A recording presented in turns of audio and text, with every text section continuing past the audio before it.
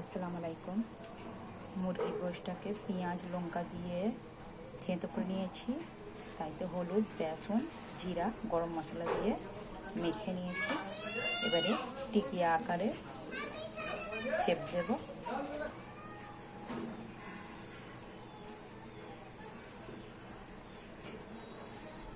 কড়াইতে তেল দিয়ে দিয়েছি, ওর মধ্যে এগুলো দিয়ে দেব।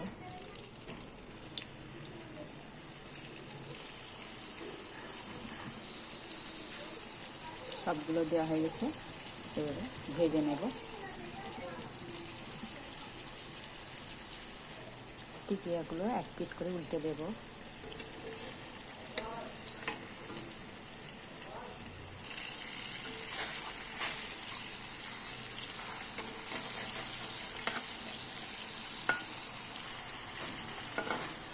এক পিঠ করে উল্টে দিলাম।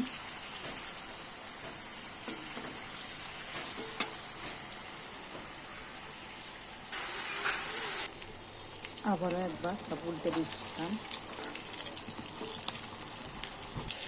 আরও একবার উল্টে দেব।